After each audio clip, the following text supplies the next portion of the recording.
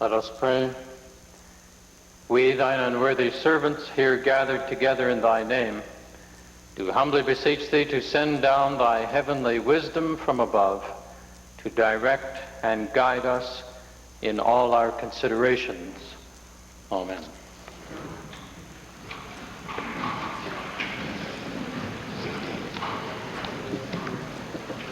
Introduction of visitors.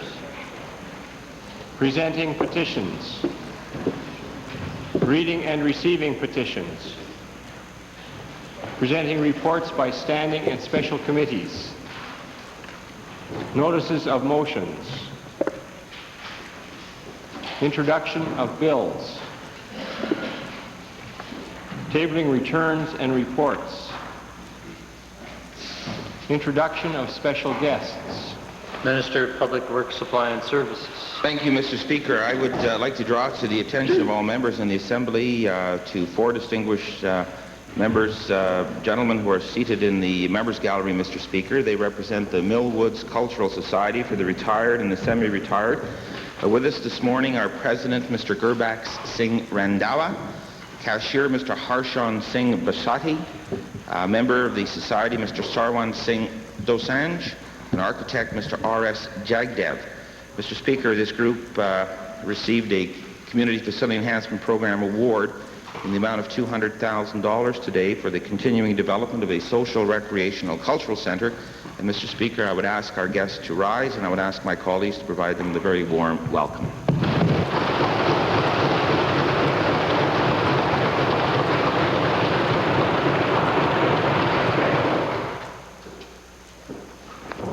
Ministerial statements. Oral question period. Yes. Mr. Speaker, to the Treasurer. Mr. Speaker, this conservative government, the so-called managers of public tax dollars, so-called diversifiers of the economy, so-called regulators of financial institutions. Mr. Speaker, this government for the past few years has misled the people of Alberta.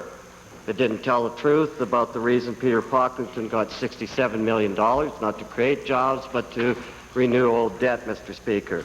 It is now misleading people when it says there is no problem with the Treasury branch policy that sees our money invested in risky loans to government friends. My question to the Treasurer, Mr. Speaker, is it not true that as in the case of Gainers, the $67 million government package to Gainers, that the $50 million third mortgage to West Edmonton Mall is to refinance existing debt and will not create one additional new job? What about keeping 10,000 going? First of all, Mr. Speaker, the honourable member, of course, is blending together to his own advantage decisions taken by others which are, in fact, as he points out, to diversify this economy. Now, you can't bring the two credit decisions together and to try to confuse Albertans. We have pointed out already to Albertans what it is we have done in those two cases. If his question deals with the latter case, that is the proposal or the reputed assistance, a loan package to 555 Corporation, then I think I have dealt with that question in the House adequately. I've explained how our policy works, and I think I've appropriately said that credit investment decisions are best left with experts as opposed to having politicians involved in that kind of a process. We will obviously stand by that decision, Mr. Speaker, because we want to attract new investment to this province. If it was one where the potential investor saw that the government members, despite the wisdom and judgment they do have, were involved in these kinds of credit decisions, then you can be appreciative that the investment dollars to this province would not flow and no new investment would take place. There would be a removal of assets from this province and no new jobs would be created here. And so the member, I think, has had a fair explanation as to our policy, and as I explained in the House at least on two different occasions, that policy still stands. Mr. Speaker, that's precisely the point. There isn't new money coming in or new jobs being invested, Mr. Speaker. And my question to the Treasurer, because we wanted him to get down to the job, how is this a good economic policy that we have a callable loan and now we're going to have a third mortgage which is higher risk? How is that going to create new jobs for the people of Alberta? Well, Mr. Speaker, if that is what has taken place, I could explain some of the mechanics for the member. First of all, let's assume that this is a loan package wherein the Treasury branch is participating. Who are they participating with, Mr. Speaker? Well, they'll be participating, if it's as he describes, with other financial institutions, probably some of the big banks, some of the world banks perhaps, will be bringing their investment dollars into Alberta to ensure that this fairly significant resort, business center, tourist attraction continues. Obviously, jobs will be put in place there. Well, Mr. Speaker, if there is a consortium that is financing this, then you can expect that some of the best financial people in the world will make pass judgment on the viability of this project. They will assess whether or not they have enough assets there to cover their investment, and whether or not the return or the cash flow or the dollars earned by this entity is enough to repay the debt. In fact, Mr. Speaker, if the Treasury branches are participating with some other group, let's assume it's with one of the large banks or some international bank, I think it simply brings to the table the confidence that other banking institutions have reflected in the decision to assist this company. Now, moreover, Mr. Speaker, if it's on a short-term basis as opposed to a long-term basis, the member well knows full well that the longer you go in terms of the yield curve, the further out you go in terms of period of time to repay the loan, that in fact you get a better rate, which makes the project more viable. I would expect, if I had been in their position as well, as an investor or as somebody borrowing money, that I would want to have large groups involved with me and people who are extending the time period out significantly so the viability of the project is more assured. Mr. Speaker, to the Treasurer, yes, there probably are other financial institutions, big banks involved, but they've taken out the first and second mortgages with less risk than we're taking with the third mortgage. How is that a good investment for the taxpayers of Alberta? Well, again, Mr. Speaker, there are a variety of ways in which funding can be put in place. And to simply indicate that someone has a third mortgage, whether or not in fact that's the case, I don't know whether it's the case or not, I can assure you that if that is the way it's done, that there will be adequate, ample, and fairly significant protection provided to the dollars advanced by the Treasury branch along the lines that I've already outlined. Second main question, Leader of the Opposition. I'd like to designate my second question, the member from West Yellowhead. Mr. Speaker, the Department of Tourism in this province has a number of tourist offices outside the country, including the United States. These offices are funded very expensively by taxpayers of Alberta. Will the Premier now confirm that this government plans to spend $40,000 on a one-night party of American bankers and their executives at Alberta and Alberta Conservative MLAs at the new Canadian Embassy in Washington, D.C. on August the 9th, 1989? Mr. Speaker, I don't have the facts at my fingertips regarding the matter the honourable member is raising. I would be happy to look into it for him or take it as notice for Minister and respond back to him. Mr. Speaker, can the Premier explain the expenditure of the $40,000? $20,000 from the department directly and $20,000 through the budget of Travel Alberta to send these Conservative members of this legislature and their friends to a one-night gala where they will wine and dine their American executives. Well, again, Mr. Speaker, I've told the honourable member that in response to his first question, now having heard the reply to his first question, I wonder why he has not listened and instead merely read what his researchers have given him.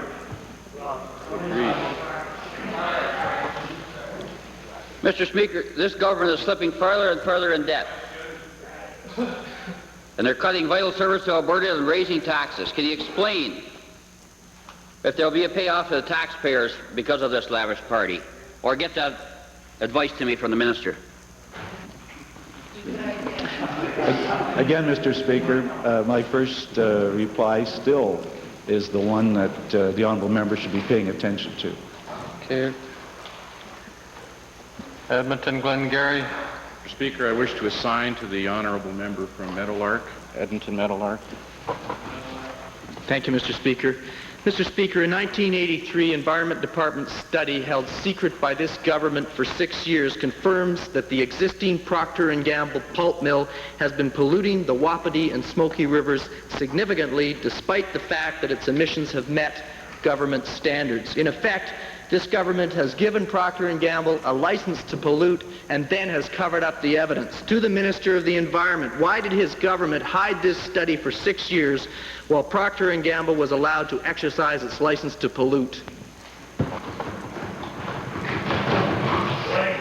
First of all, Mr. Speaker, there was no attempt to hide. The contrary was the case. Indeed, when the report was completed, we met with citizens in Grand Prairie. We committed to them that the report would be released.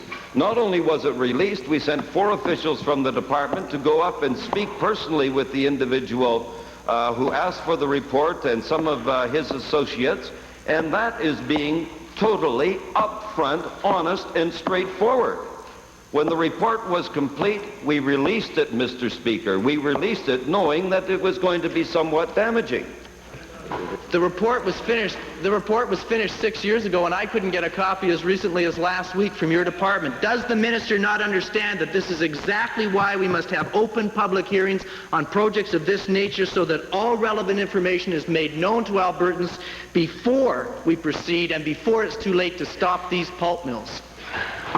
Mr. Speaker, I think it's entirely incorrect to say that the report was completed 6 years ago. The monitoring of any river system is an ongoing process.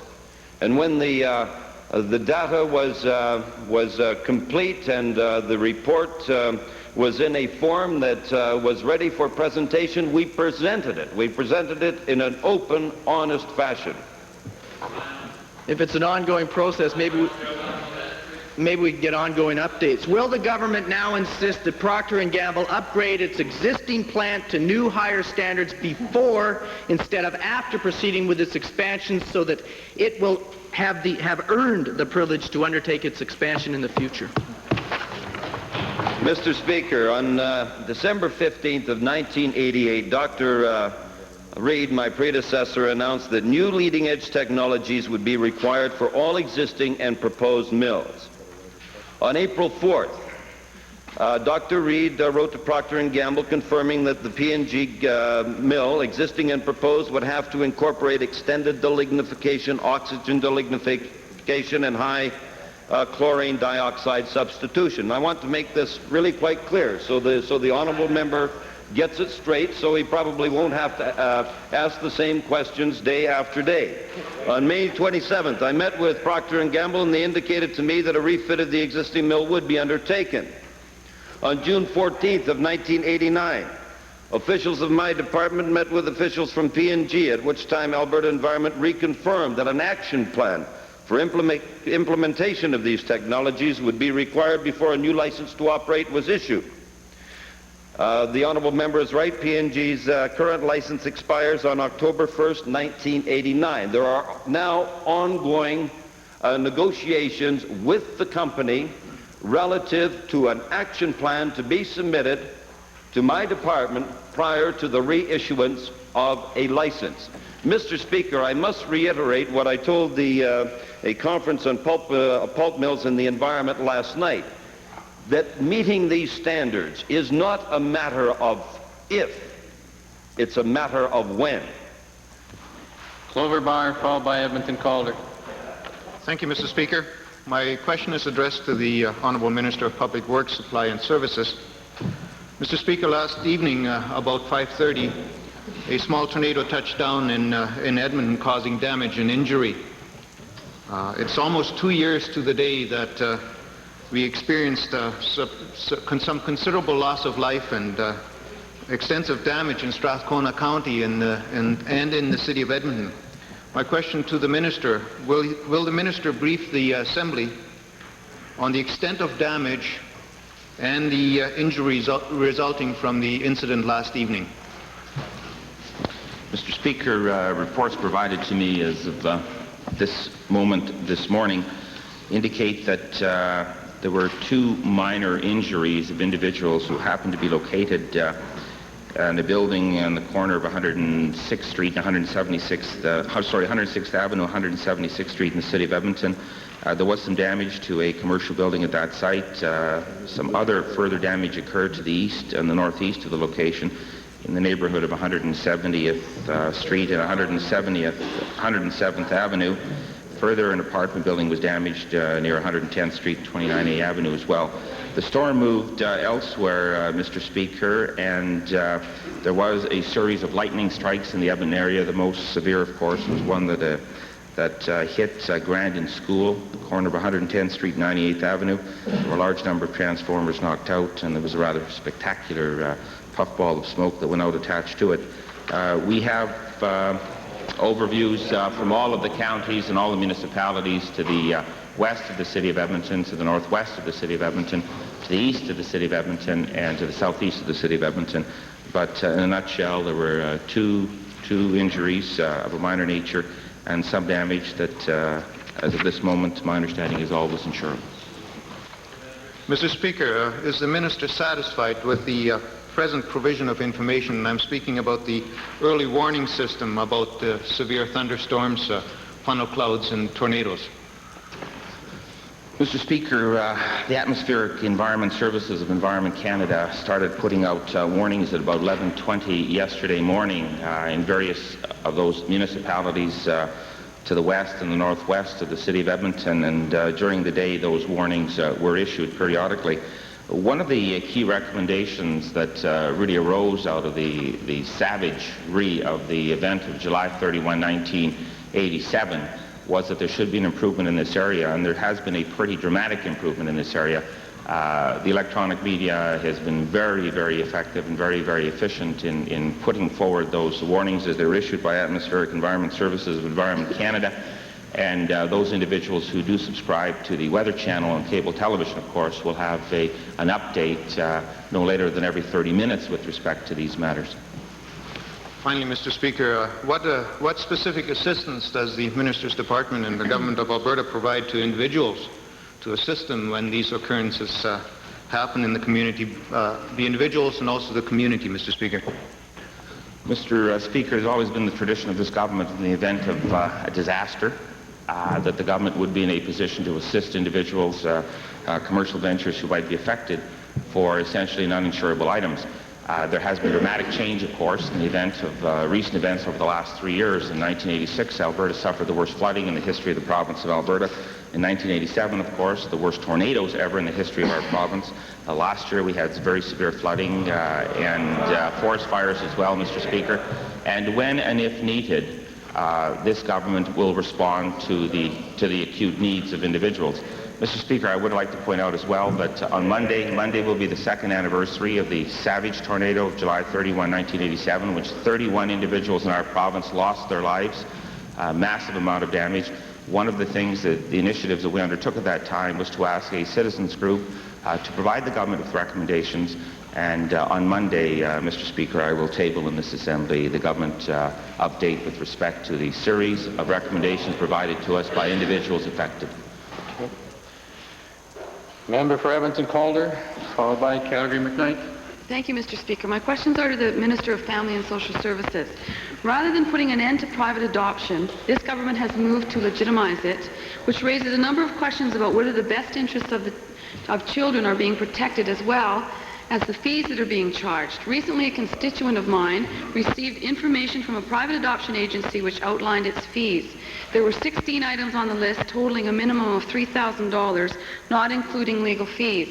To the Minister, how can this Minister justify a two-tier system of adoption in this province, one for those who can afford to pay and one for those who cannot afford to pay? Mr. Speaker, the point that I would want to make first and foremost is that this government always puts the interests of the child first and foremost. In the instance of our new private adoption legislation, Mr. Speaker, what we support is choice for both prospective adoptive parents and choice for that mother that wants to give that child up for adoption, and we'll continue to support those choices. So the rich can Mr. Speaker, it boils down to choices for families who have lots of money. That's right. To the Minister, how can this Minister be trusted to act in the best interests of children when to this government it is acceptable that children are simply treated as commodities? Well, Mr. Speaker, again, nothing could be further from the truth than to suggest that we're treating children as commodities. This government cares about children, and we care about parents, and again, we believe that parents have a role and a responsibility to play, and we believe that they should have the discretion to be able to exercise some choice in deciding the future of their children as well, Mr. Speaker. So if you can afford $3,000 to get to buy a kid. Given the minister indicated in estimates that the courts would ultimately decide whether the placement of a child is appropriate or not, is this minister not concerned that children are being placed at risk when the home assessment on which the court bases its decision is prepared by the private adoption agency? Mr. Speaker, again, I would point out two things. The member opposite very clearly acknowledged that the ultimate decision will be handed down by the courts, and they can evaluate all circumstances as it applies to the best interest of that child. But I would want to say that this government will continue to heavily regulate and oversee adoption in the province of Alberta. Calgary McKnight, followed by Calgary Foothills. Thank you, Mr. Speaker. Mr. Speaker, my questions today are addressed to the Minister of Advanced Education. The University of Alberta announced that it will be putting in place enrollment quotas in its Faculty of Education, reducing the number of third-year spaces by 200 within 2 years. At the same time, increasing enrollment in community college transfer programs means that universities will be facing an even larger number of third-year applicants. What steps is the minister going to take to prevent third-year students from being denied further access to university education? Mr. Speaker, as honourable members, I believe, are aware, the universities and the colleges operate under their own statutes. It's obviously a concern of the government to see that those who wish to complete their degrees have accessibility to the institutions. My views, Mr. Speaker, are that there is at the present time adequate opportunity for accessibility at the institutions, in spite of the fact the University of Alberta and the University of Calgary have put in fact, a quota system. I would imagine, Mr. Speaker, that the minister feels that the universities can function without adequate funding. At a time when most analysts are anticipating a teaching shortage within a very short time, is the minister not concerned that the number of new teachers being trained is being reduced? Well, Mr. Speaker, I do not believe the honourable member for McKnight has her facts in order. First of all, there's record spending by this government with regard to post-secondary education. And secondly, my understanding is that the number of teacher graduates from our institutions in fact are having some difficulty finding employment. Mr. Speaker, analysts are indicating a serious crisis in the situation with teachers in the mid-90s, and these are things that we have to prepare for. Is the minister not concerned that the new quotas on industrial arts and vocational education will make it even more difficult for Alberta schools already facing shortages in these areas to find qualified instructors? Well, Mr. Speaker, again, I don't like to take issue with the honourable member with regard to her factual statements. I'm not aware, and it's not been relayed to me, that there's any serious concern with regard to those vocational instructors. However, in deference to the honourable member, Mr. Speaker, and in view of her question, I'll certainly take the question as notice and look into it and respond to her. Calgary Foothills, followed by Stony Plain. Thank you, Mr. Speaker. My question is to the Minister of Energy. The Minister and his predecessors in recent years have been discussing with Ontario's Ministers of Energy the contentious issue of direct natural gas sales into the core market of residential and industrial consumers. Such direct sales, of course, Mr. Speaker, represent the final stages of deregulation. Can the Minister advise the House of the status of these discussions, and when will this final stage of deregulation take place?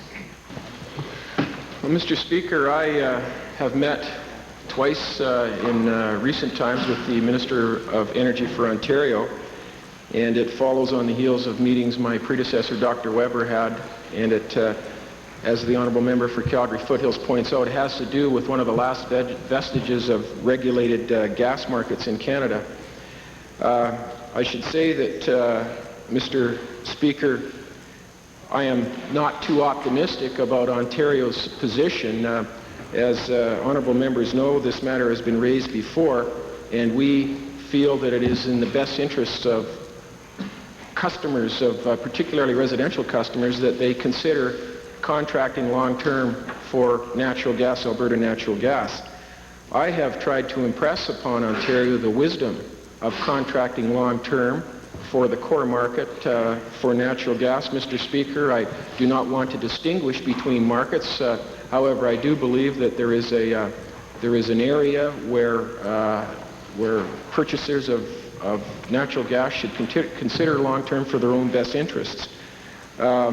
This, Mr. Speaker, has to do, of course, with the customers who wish to purchase direct from producers, as opposed to the local distribution companies, which do see the wisdom of contracting long-term for Alberta natural gas in Ontario.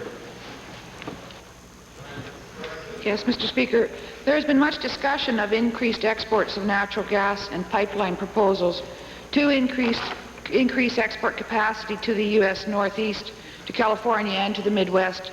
Given this increased demand and potential demand, do longer-term contracts actually make sense?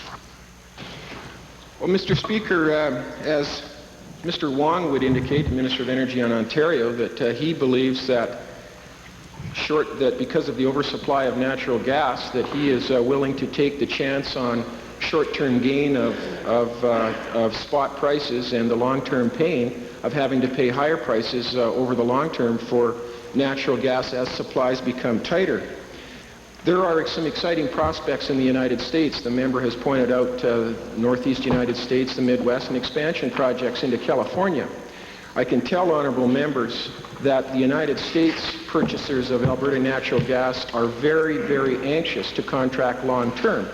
They, Mr. Speaker, see the wisdom of long-term supply contracts, and this does put them, I guess, behind Ontario in terms of that fundamental understanding. George Bush, President of the United States, has recently announced that they will be moving to deregulating the United States gas market, something that was started under the administration of Jimmy Carter and is now just coming to fruition. And I should point out, Mr. Speaker, that the implication to Ontario is not that with these new projects in the United States that Ontario will be without natural gas supply, because there is plenty of natural gas supply here and in the Arctic, but that they will have to pay higher prices for more expensive supply as it comes onto the marketplace. This is the message we're trying to get to Ontario. Contract long now for a certain class of customers that cannot take advantage of, that will not take advantage of long-term supply. Put those regulations in place, and then that will protect them over the long term, Mr. Speaker. The National Energy Board has taken a position that they will not interfere in these arrangements, that it is a matter between supplier and consumer. Thank you, Mr. Speaker. I'm more concerned with the industry, Mr. Minister, so I would like to know what the actual impact will be on the natural gas producing industry. Well, Mr. Speaker, the honourable member from Calgary Foothills has a very good background in the natural gas business in Alberta, and she understands the implications of purchasing in the spot market. I pointed out to Mr. Wong that I believe, as our most valued customer, Ontario, they too should have an interest in the health and the viability of the oil and gas market in Alberta. By buying on the spot market and keeping prices down does not encourage further exploration by the industry by replacing reserves, Mr. Speaker. As the honourable member knows, companies go to the bank and finance for exploration through long-term commitments for purchase of their reserves and their supply. And I tried to impress this on Ontario, Mr. Speaker. I quite frankly do not understand any other argument. The bottom line is Ontario will, by taking this position, have to pay for the more expensive gas coming on stream in the future by not seeing the wisdom of contracting along for Alberta natural gas. Stony Plain, followed by Westlock Sturgeon, then Smoky Lake. Mr. Speaker, this government's efforts to shift education tax responsibilities onto local authorities has resulted in taxation hardships for many average Albertans, including rural Albertans. With respect to the County of Parkland, a serious difference of opinion exists wherein this government insists that local management is responsible for tax increases, and the county believes that Alberta education decisions are the cause of higher taxes. My first question is to the Premier. Will the Premier now respond to written questions from local authorities by implementing an impartial review of the effects of the creation of the Twin Rivers School Division on adjoining jurisdictions? Mr. Speaker, these are matters that the Minister of Municipal Affairs and the Minister of Education have been dealing with. And frankly, Mr. Speaker, my assessment of it is that they are dealing very effectively with it.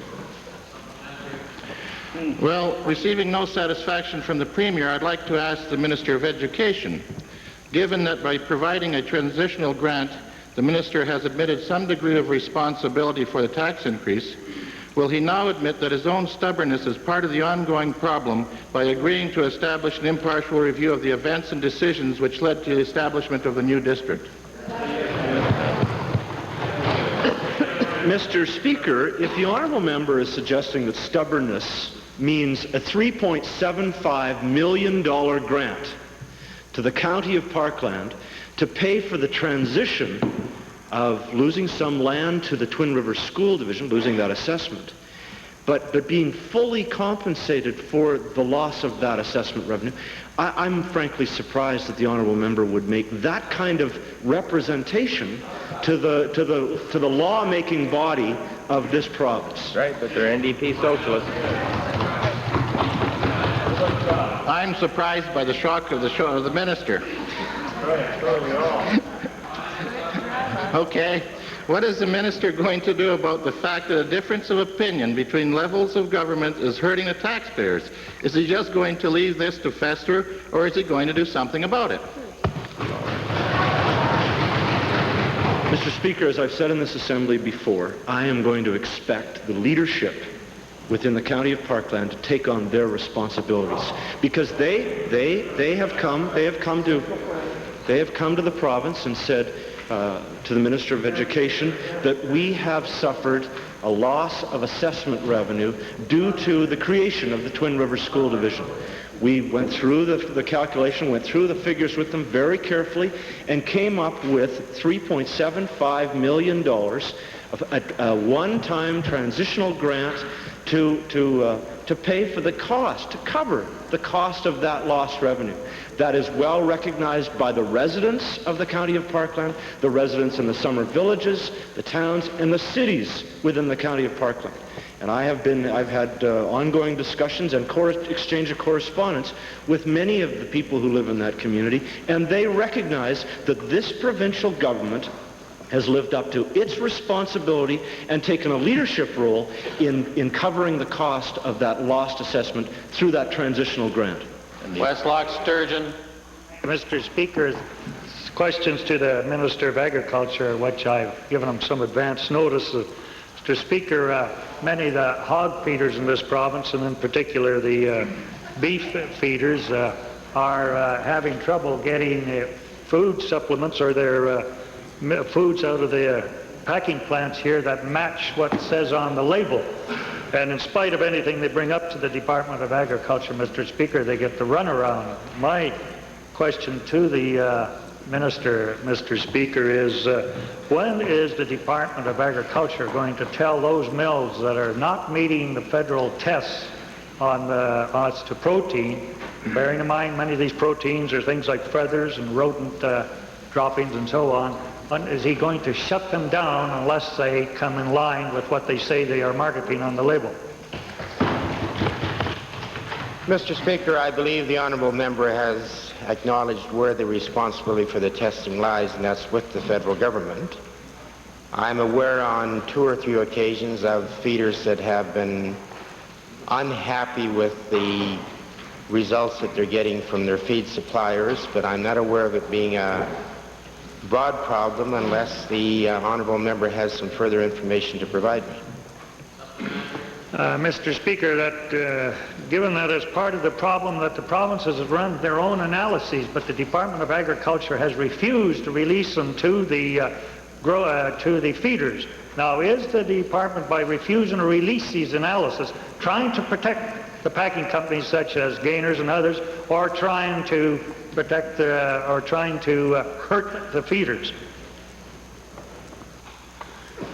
Mr. Speaker, I would be anxious to receive from the honourable member some evidence that we have done an analysis that we are refusing to release.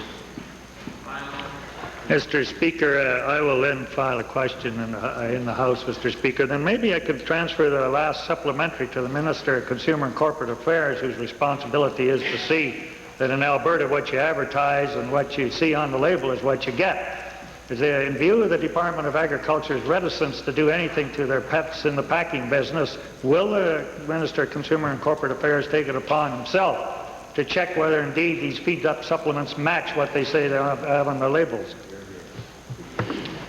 Mr. Speaker, with respect to this question, I understand it's not as straightforward as it might seem by the honourable member's question, but I'm more than pleased to take a look at the issue.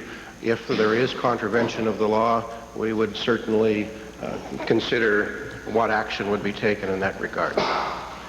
Smoky Lake, followed by Edmonton Mill Woods and Calgary Buffalo.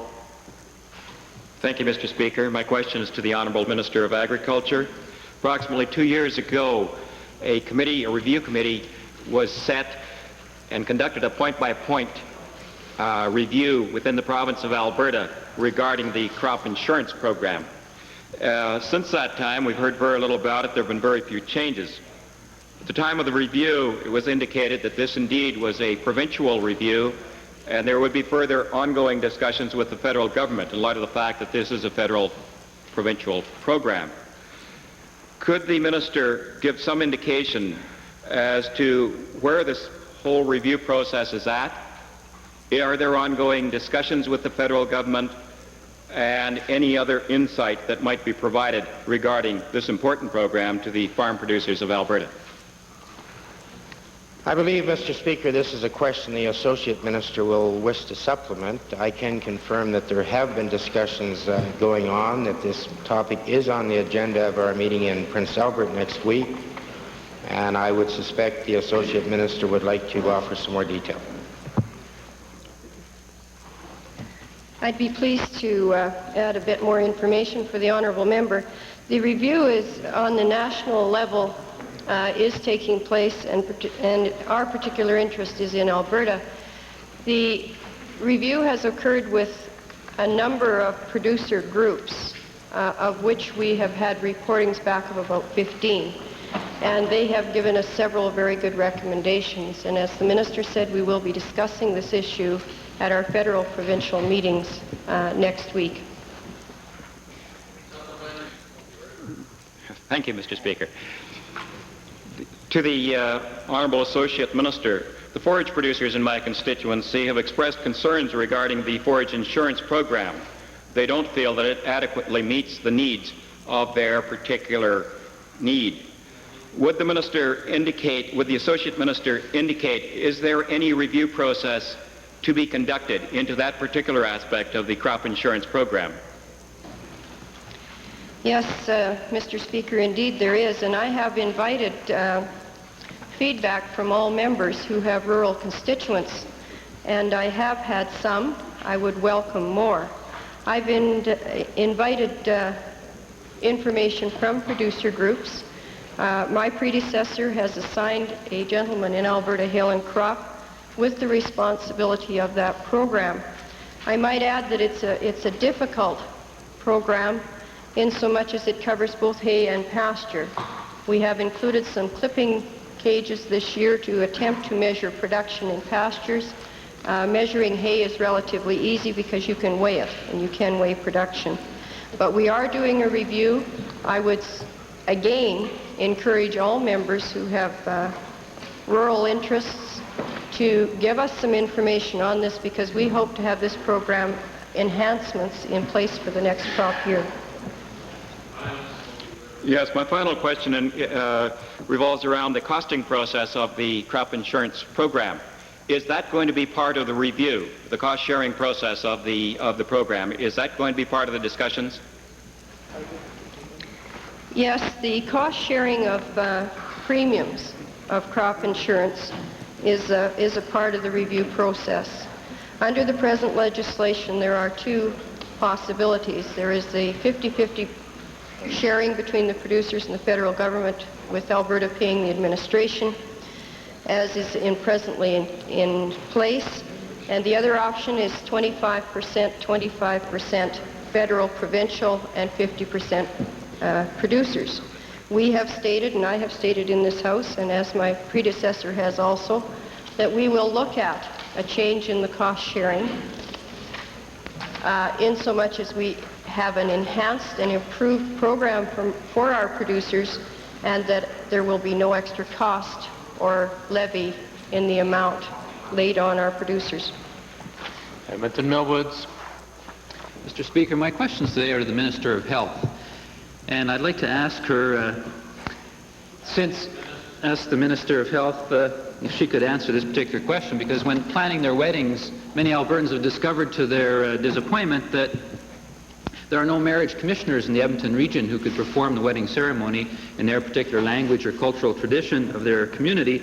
So I'd like to ask the Minister, given that her government has an official policy commitment to multiculturalism, and given that there's virtually no expense or a very minimal administrative expense in terms of the appointment of marriage commissioners, can the Minister advise the House why it is that her department recently rejected the application of an Albertan who speaks 3 East Indian languages and could therefore fill a need that is currently not being met?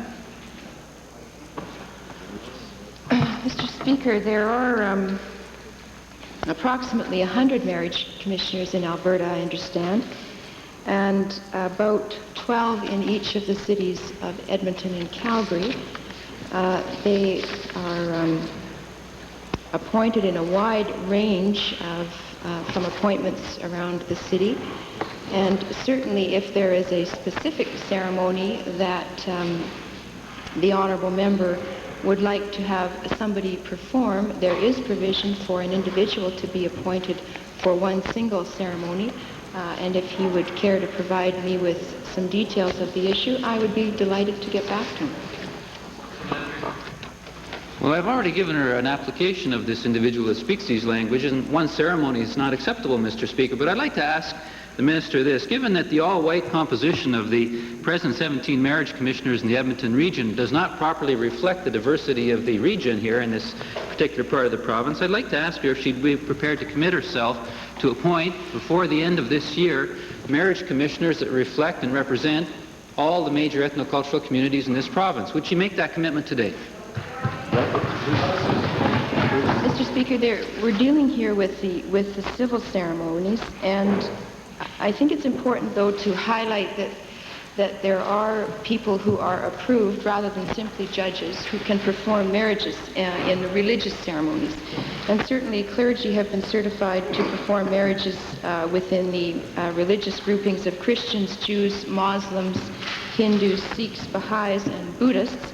I also understand that of the 16,500 civil marriages performed in Alberta in the last 2.5 years, only 242 required an interpreter, where neither the bride nor the groom spoke English, and only 17 of these involved East Indian couples. So I take issue with the honourable member saying there is a huge gap in the service. As well, within a civil ceremony in which there is a component that it must be done in English by our law, there is also the ability to have a cultural component right around that service, which does not have to be approved by the province. And in fact, I believe we are meeting the balance of the multicultural reality of our province with the need to perform a ceremony under the law. The The fact remains, Mr. Speaker, that there are no marriage commissioners in this region that speak languages other than English. And I'd like to ask the Minister simply this. Given that the government really so far has made virtually no effort to accommodate ethnocultural communities in terms of the appointment of marriage commissioners, to have people that will respect that tradition and be able to perform the ceremony in that language, can we simply come to a conclusion? What other conclusion can we come to except that conservative policy and multiculturalism is nothing but empty rhetoric when it comes to important services that Albertans want? Now, Mr. Speaker, I have been an active participant in the role of multiculturalism in this government, certainly before I was elected and now that I'm privileged to be elected and serve the people of this province. My honourable colleague from Edinburgh, the Minister of Culture and Multiculturalism, may wish to supplement my answer. But I think the honourable member is hyper-extending his point. Surely we have met the balance, I believe, in terms of, as I stated, the multicultural reality with the need to deliver a law. And as well, it is important to note that the culture component around many of these marriages is one that has been accommodated and accommodated well in the interest of a very special ceremony for individuals in our province. If the honourable member would care to put forward the name of an individual who might be considered for a marriage counsellor when vacancies come available, I would be happy to review that with him. Calgary, Minister of Culture, Multiculturalism. Thank you, Mr. Speaker. Mr. Speaker, it gives me some discomfort to hear the member opposite describe the fact that this government has done nothing. Now, he has identified perhaps one small, tiny area of government operation in which he has identified a problem, but I could point, and I'm sure you'd want to get involved in this discussion before I went too very long, in the countless hundreds of positions and people and individuals in this government who are members of Canadian society who come at it from a multicultural perspective. Countless, hundreds of jobs, positions, programs, and I appear... Thank you. Thank you. Calgary, Buffalo. Thank you, Mr. Speaker. In the this is to the Minister of Labour. In the last two throne speeches, the government has promised legislation protecting against discrimination on the basis of mental disability, which legislation is nowhere in sight. The Human Rights Commission has advocated adding protection on the basis of sexual orientation, a proposal supported by the Minister, but a decision on this matter is nowhere in sight. And now we have the Executive Director, Mr. John Lynch of the Human Rights Commission, suddenly fired with no explanation. I'm wondering whether the Minister of Labour could tell us why the Director was fired and whether it relates to any friction with respect to the inaction of the government relating to mental disability and sexual orientation. It's two questions within one. One's good enough. May we have unanimous consent of the House to complete this series of questions? Opposed? Carried. Thank you. Honourable Minister of Labour. Thank you, Mr. Speaker. Let me correct the record. The Executive Director of the Human Rights Commission has not been fired. Well,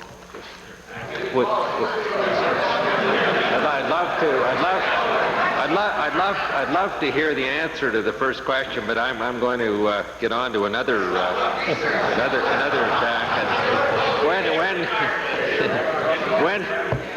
When is the minister going to introduce legislation protecting against discrimination on the basis of mental disability? Is it going to be in time for passage during this session, or is there going to be another breach of faith with the mentally disabled?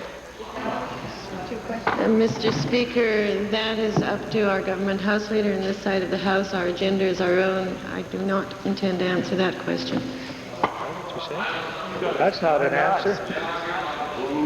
Well, when then, Mr. Speaker, is the government going to decide on the issue of sexual orientation, and why does mental disability, which has been promised in two throne speeches, have to wait for that totally unrelated issue to be resolved? Mr. Speaker, the member opposite will know when the bill is introduced. Thank you. Chair was given notification of a brief point of order. Calgary Buffalo. Thank you, Mr. Speaker. On Wednesday, I asked a question of the Minister of Federal and Intergovernmental Affairs in which I stated that it was his department which was responsible for claiming federal funding for legal aid. The Minister has correctly noted that it was not his department, but the federal government coordinating unit of the Department of Family and Social Services. I was misinformed, and I'd like to state to the House that I regret and apologize to the Minister for that error.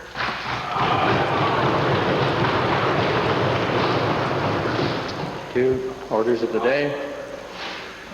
Government motions. Motion number 13, Honorable Mr. Getty.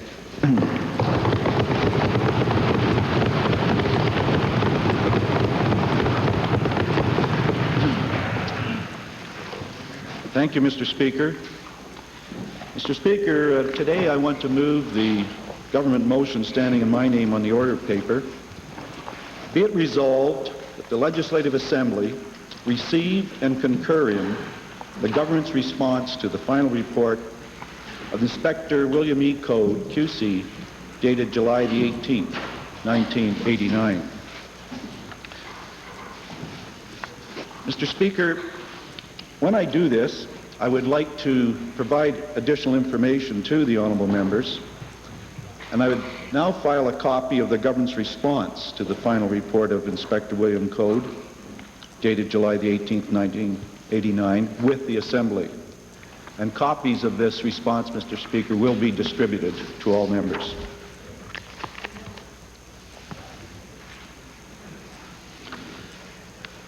I want to express, Mr. Speaker, my appreciation to the House and to the public of Alberta for their patience in waiting for our response. The response is somewhat complex in nature, and therefore I will refer to notes more than I would normally like to do.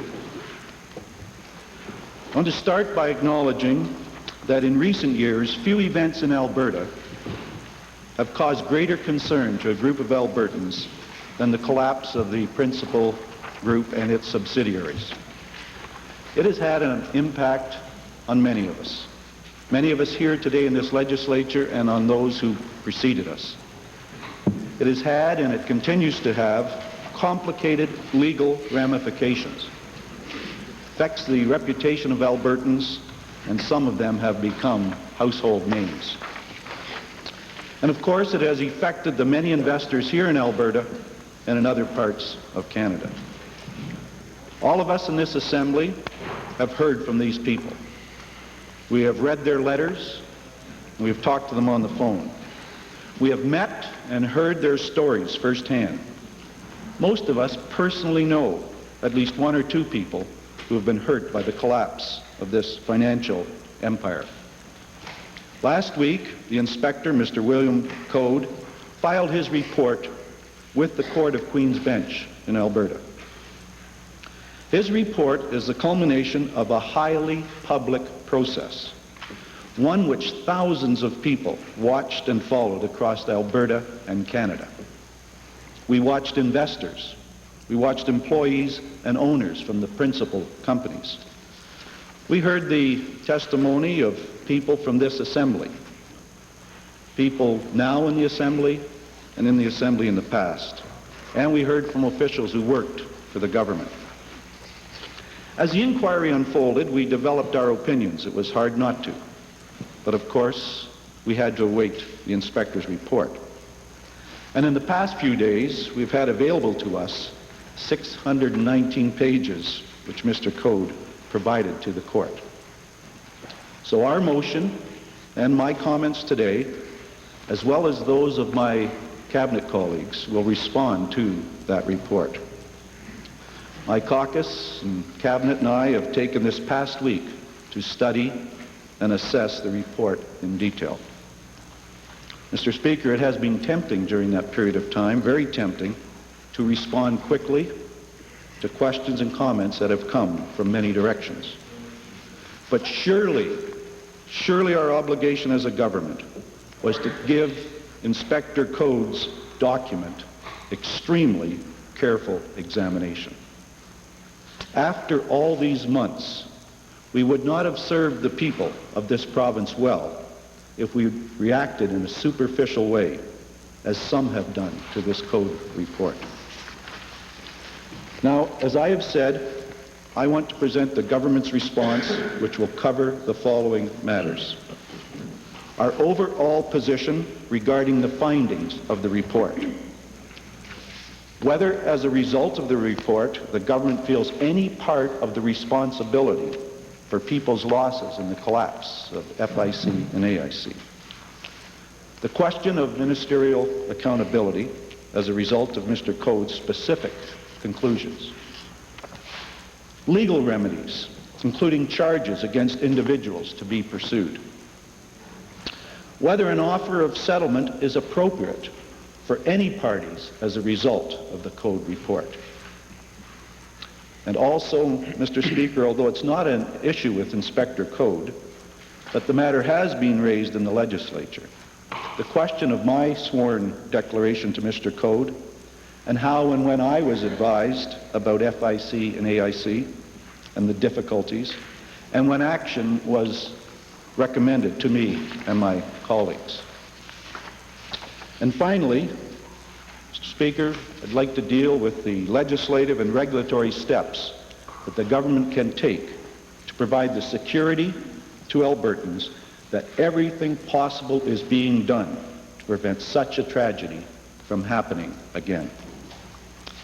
Mr. Speaker, I intend to speak on those issues in some detail.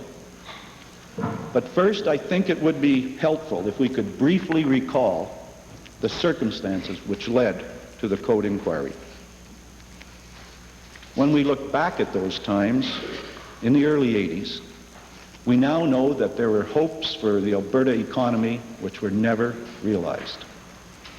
We know the trauma that was experienced by our financial system, failing banks, mortgage companies, trust companies, and perilously extended credit unions.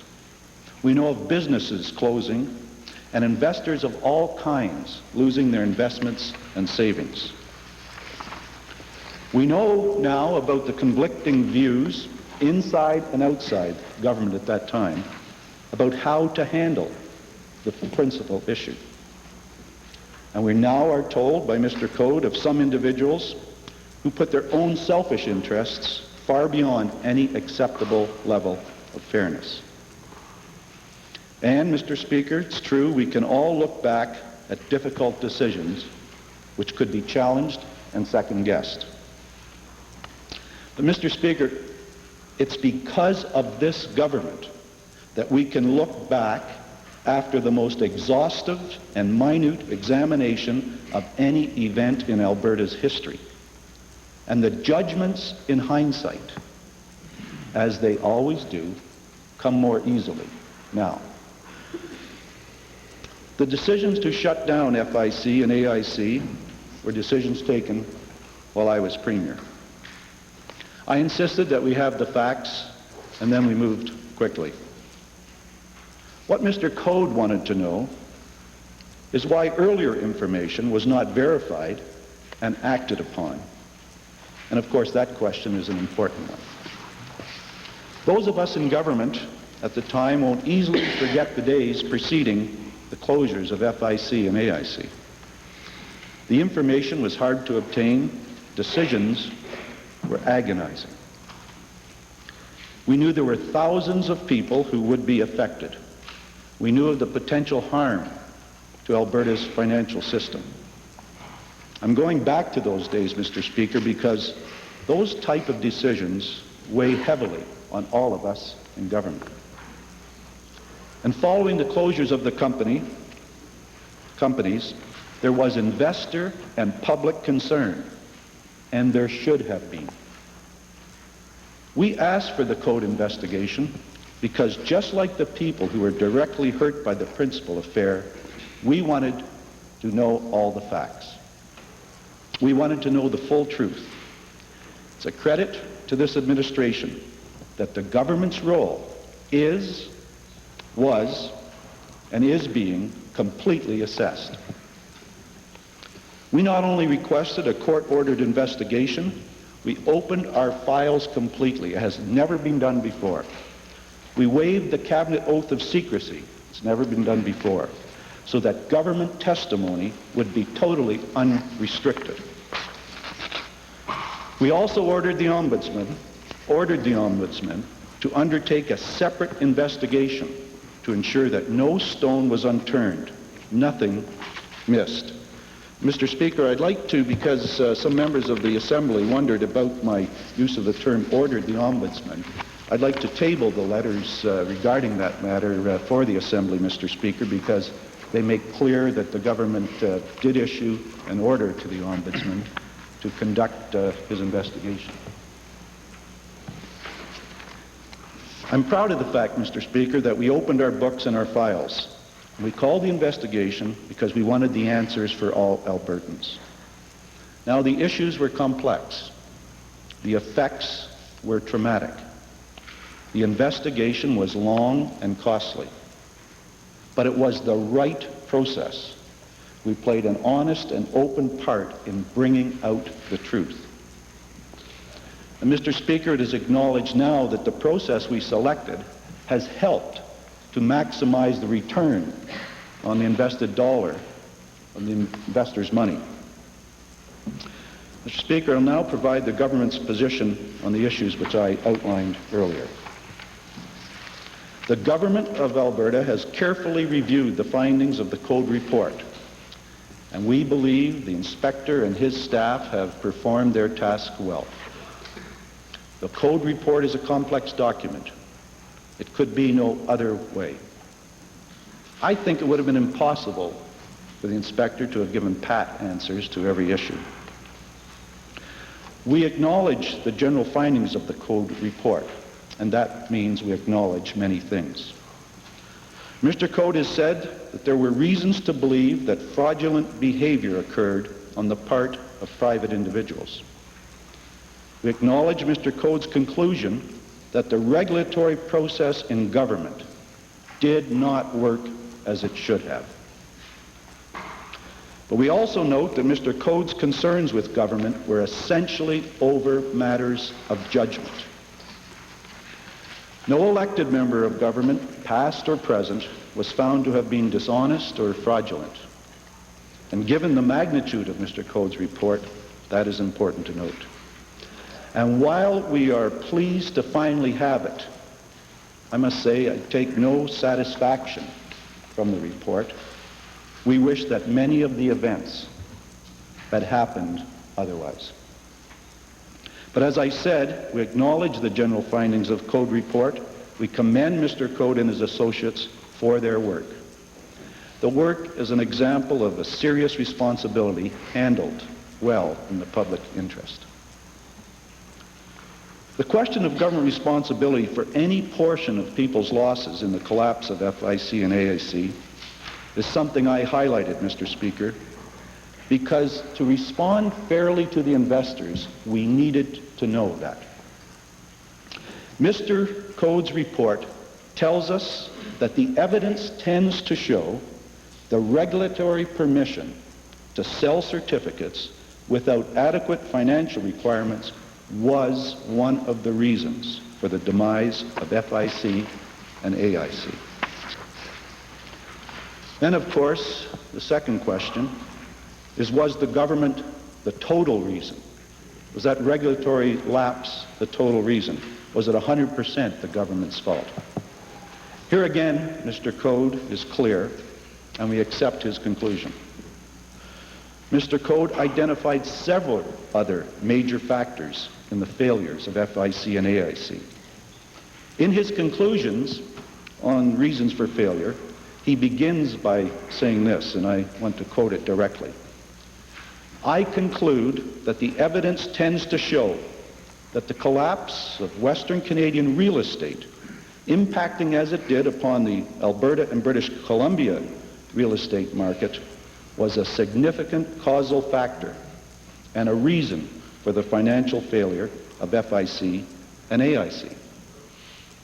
Mr. Speaker, this is not an occasion to again discuss why Western Canadian real estate values collapsed so badly in the early 1980s, except to say that misguided policies from other places undoubtedly undoubtedly affected our Alberta economy.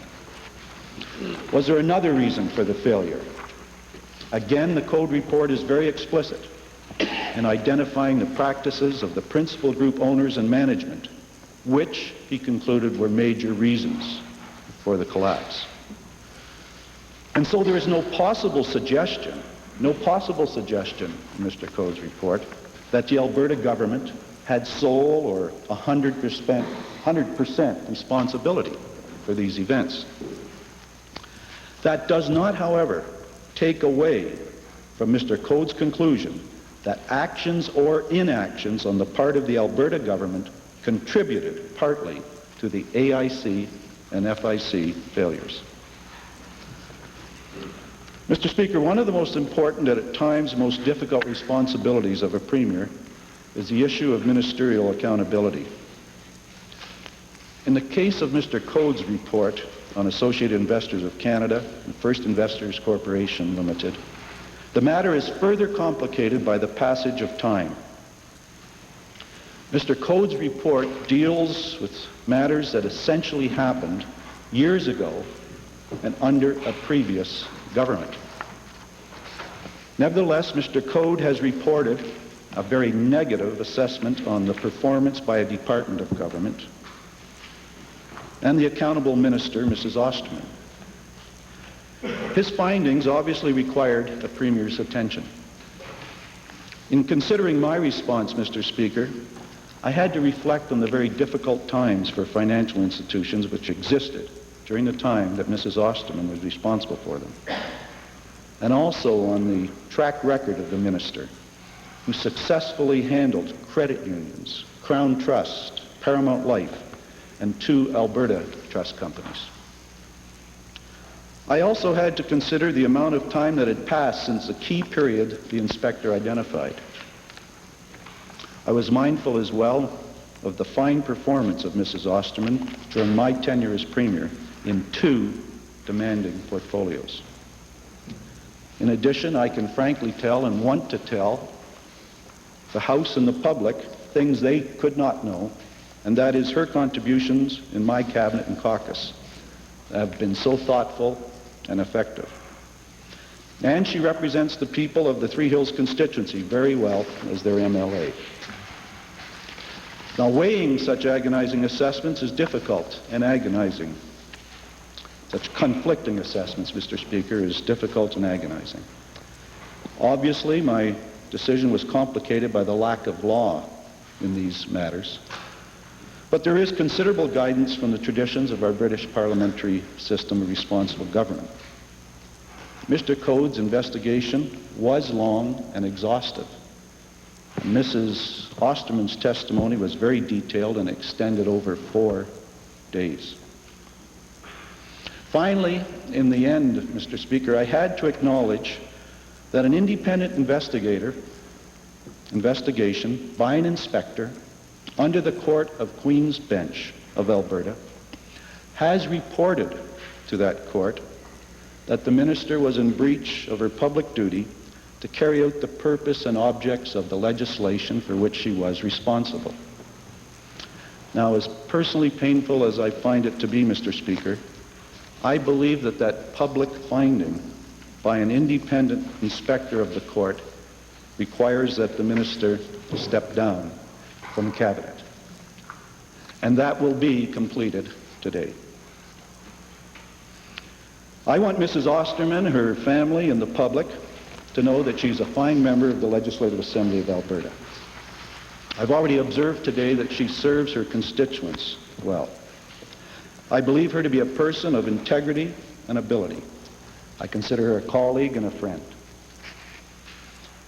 Mr. Speaker, when a decision like this impacts on a colleague in the House, I don't believe any member of this Assembly should feel good about it or enjoy any sense of satisfaction. My personal feeling is one of great sadness. I trust that Mrs. Osterman will continue as an elected representative of the people of Alberta, and that there will soon be future opportunities for her to contribute in a significant way to this province. As a final comment on this subject, I make it clear, I want it to be very clear, that while she is accountable under our parliamentary system, Mrs. Osterman is clearly not solely responsible for the government's role, as Mr. Code points this out. Mr. Speaker, the legal avenues, including charges against individuals that can be pursued, is important. The Attorney General has spoken in this House about the likelihood of potential legal actions that may occur, in addition to those that are already before the courts. The law of our country must apply to those who are powerful and those who are not. And we follow the common law inherited from many centuries ago. In the coming weeks, the Attorney General will have more to say, but let me emphasize, we are committed to aggressively pursuing the laws of Alberta and the laws of Canada on this matter. After all we have heard in the past year of testimony at the Code inquiry, I want to assure the House and the people of Alberta we will follow every legal avenue available to us and to the fullest limits of the law.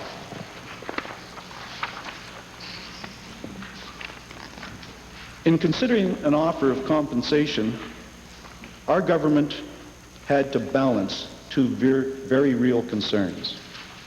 The responsibility on the one hand to people who suffered as a result of the FIC-AIC collapse, and then on the other hand, our underlying responsibility to the taxpayers of this province. Governments every day make judgments which will benefit some people and not others. On an annual basis, we look at oil prices, farm commodity prices, interest rates, and then we make our best assessments on how to manage an economy. Yet governments are not usually expected to compensate for those type of financial judgments. We have the responsibility in a democratic society to do the very best job we can. But no government, obviously, will always be right. So we had several questions we needed to ask ourselves.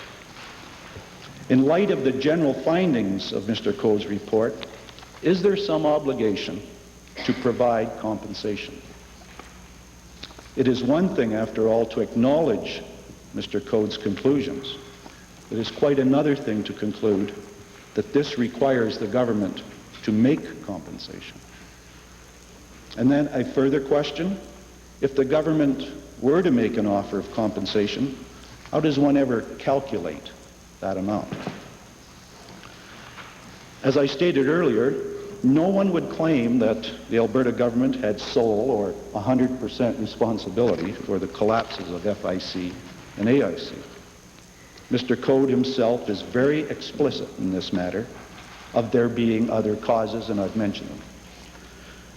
And one answer could be to simply leave this question to the courts. That would mean no answer directly from the government. A third question which we had to deal with is the responsibility for investors outside of Alberta. And then a fourth question is whether the findings related to FIC and AIC extended to other parts of the Principal Empire, the largest affected group being the note holders for the Principal Group Limited.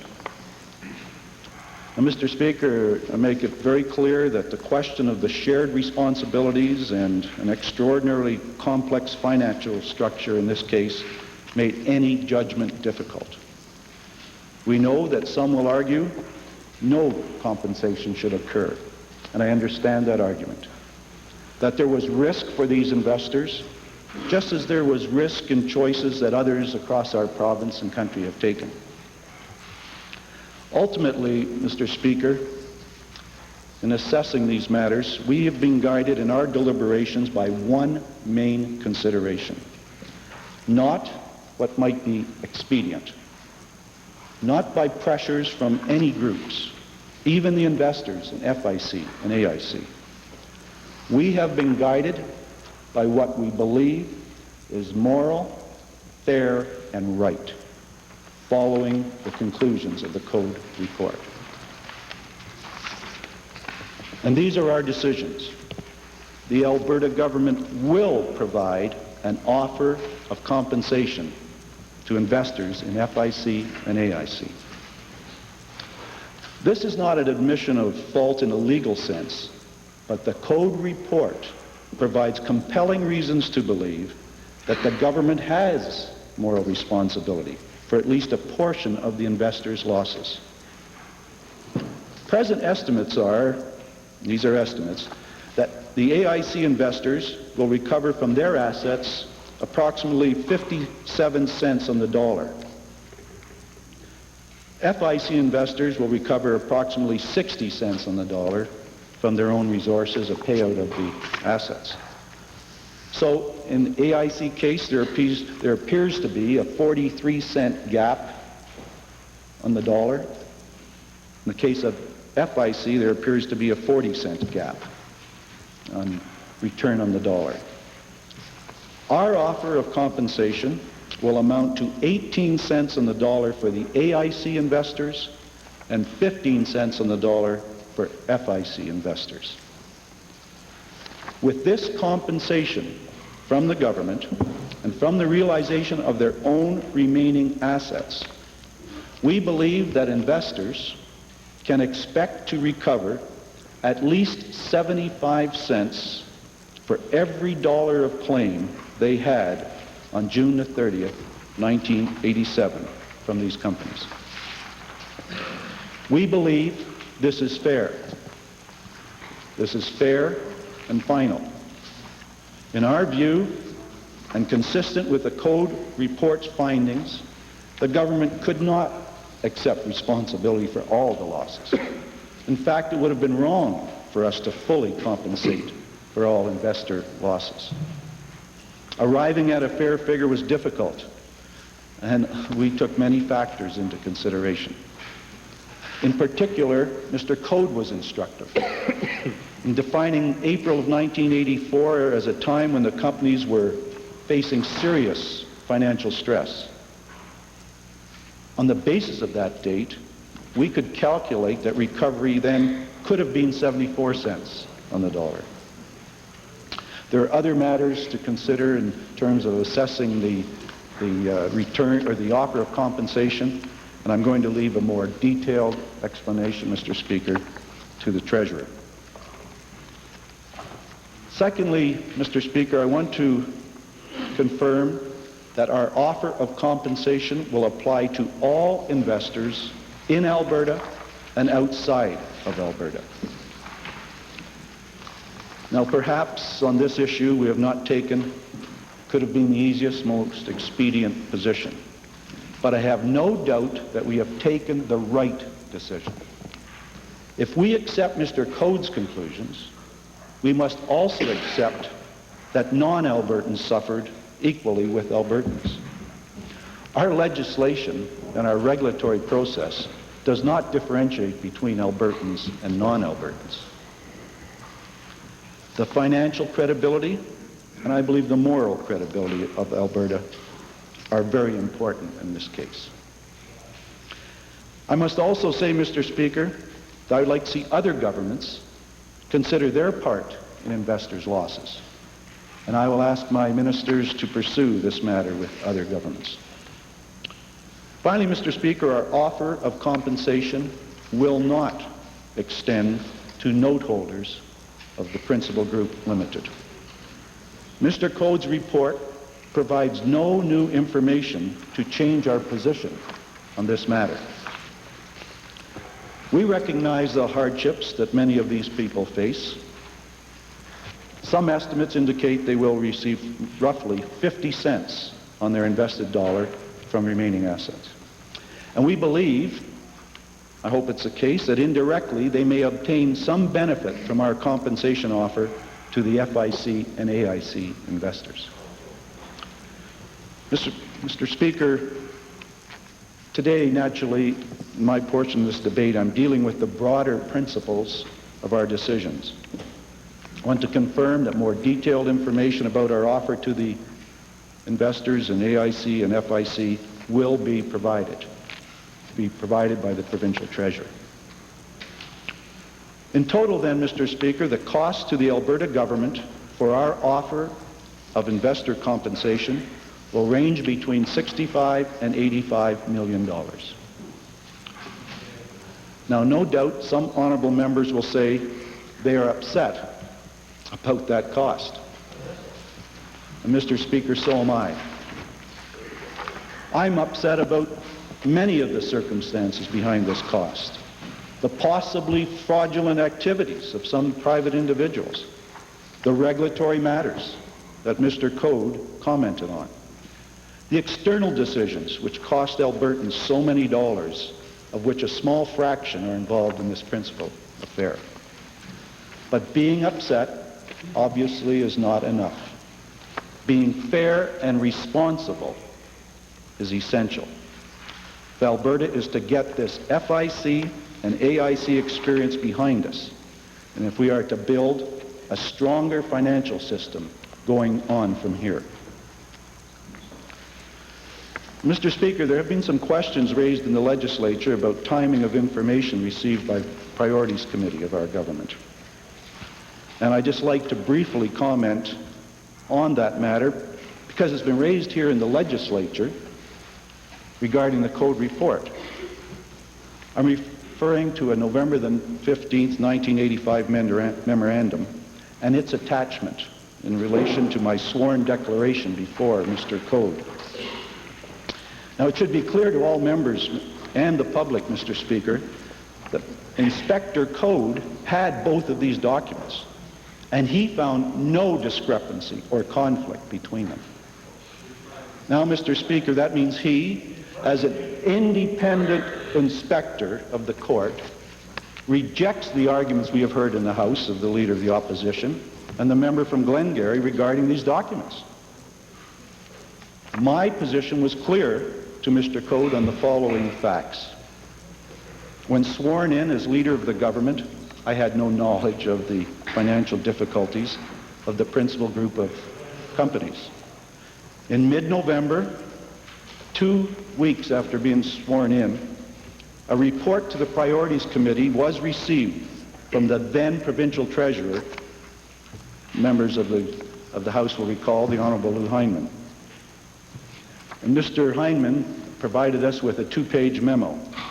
And in Mr. Heineman's 2-page memo as treasurer to me and the Priorities Committee, there was no direct reference to the investment contract companies. No reference, Mr. Speaker. Attached to Mr. Heineman's memo was a paper entitled Alberta Financial Institutions, dated November the 18th, 1985. Now, that paper referred to many financial institutions in a general way. In a general way to credit unions, 5 Alberta Incorporated Trust Companies, a trust company from Ontario that had some business in Alberta, 8 insurance companies, and 2 Alberta investment contract companies, FIC and AIC. The part of the attachment regarding the investment contract companies indicated that there was a dispute, and it was mixed as to whether it was legal and or accounting between the Department of Consumer and Corporate Affairs and the companies. The attachment did not call for any action by Priorities. There was the indication when a position was finalized by the department sometime in the future, then there might be some call for Priorities or cabinet action.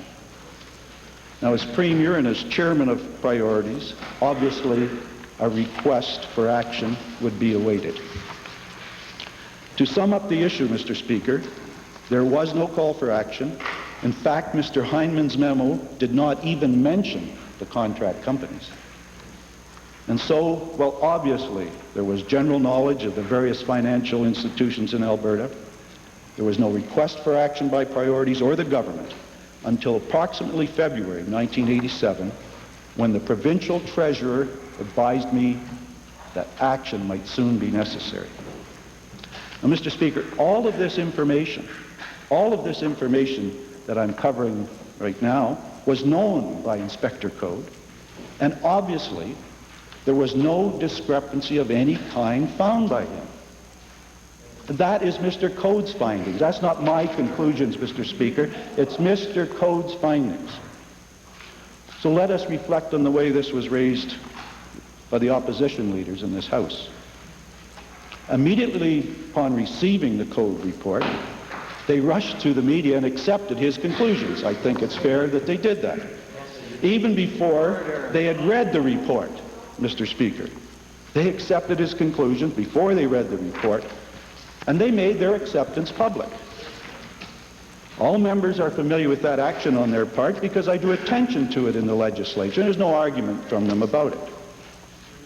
Then, Mr. Speaker, I submit, surely they discredit their arguments when they reject Mr. Code's findings regarding the November 15th memo and my declaration.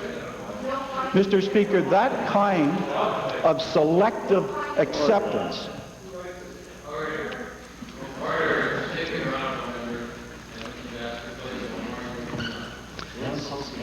Mr. Speaker, that kind of selective acceptance or rejecting of Mr. Code's findings to fit their own purposes illustrates a very shallow nature to their response to Inspector Code's report. You just can't have it both ways. Any fair and thoughtful person recognizes that. So, Mr. Speaker, the matter is clear in Mr. Code's report. Normally, I would not have responded to it because he is clear in his report, but has been raised in the legislature.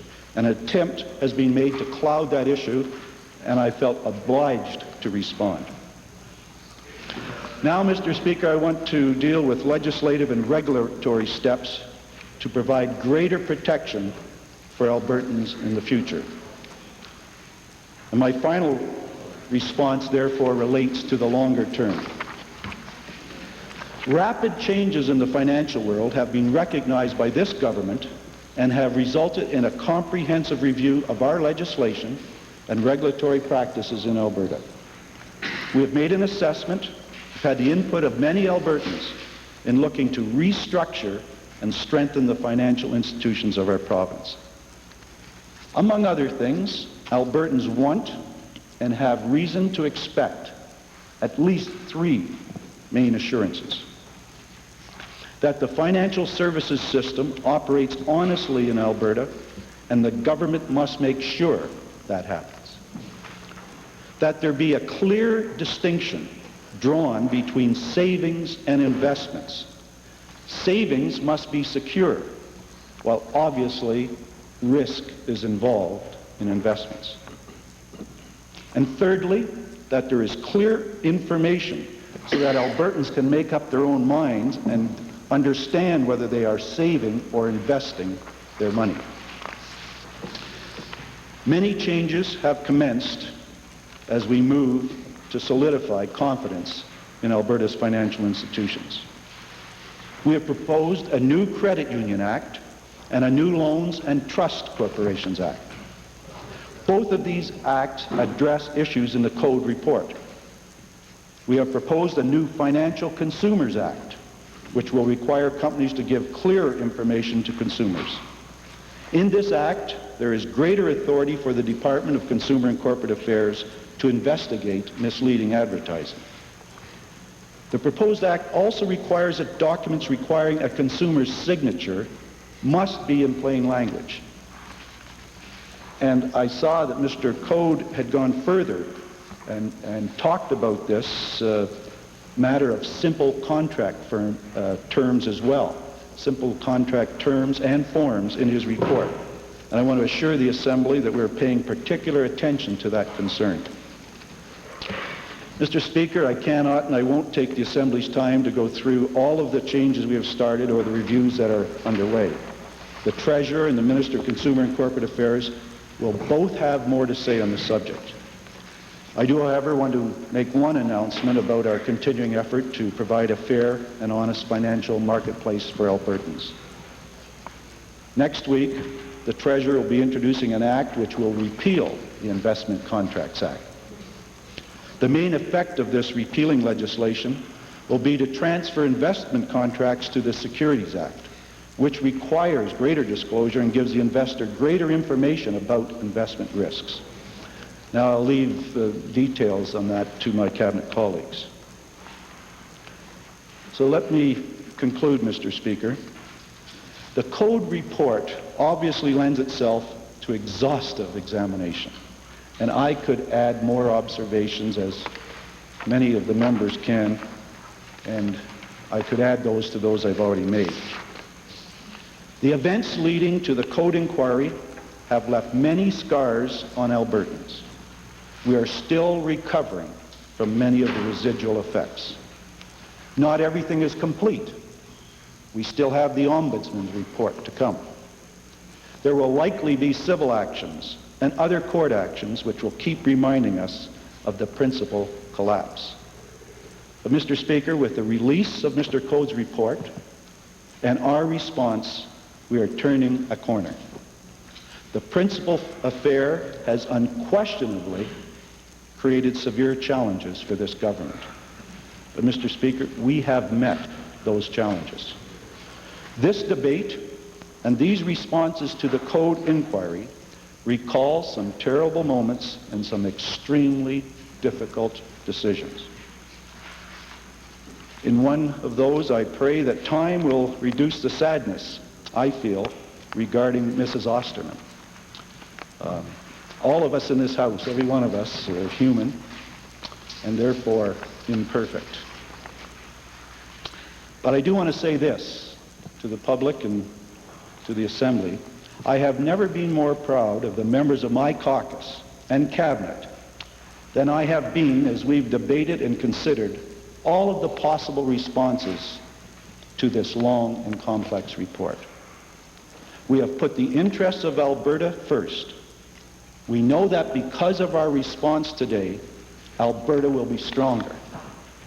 Alberta and our government can face itself and the rest of the country and say, we have taken the tough decisions, we have behaved honorably and openly, we have shown compassion, strength, and conviction. We have met the tests and challenges. We have put our house in order. Mr. Speaker, we are determined to learn and build from this foundation towards a better, stronger Alberta. Thank you.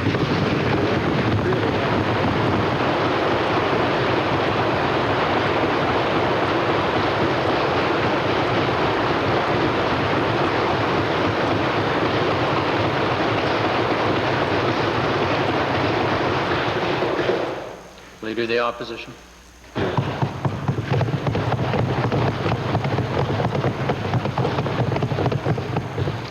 Well, Mr. Speaker, having sat intently and listened to the Premier, and looking at the government motion where it says, be it resolved, the Legislative Assembly receive and concur in the government's response to the final report of the Inspector William E. Code, QC, dated July the 18th, 1989.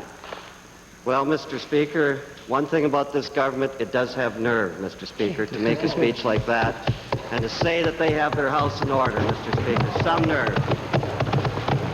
Blame everybody but themselves, Mr. Speaker. That's what it came down to, the flimsiest of excuses. Mr. Speaker, obviously we're going to receive this. We have no choice, Mr. Speaker. We have no choice. We've sat for 2 years while this government refused to answer questions because they said it was sub judice, Mr. Speaker, in their opinion, and that they'd have to wait till Mr. Code made a report. Then for a week and a half, they sat here and not answered questions, Mr. Speaker, even after Mr. Code reported. They said they need a week and a half to study it.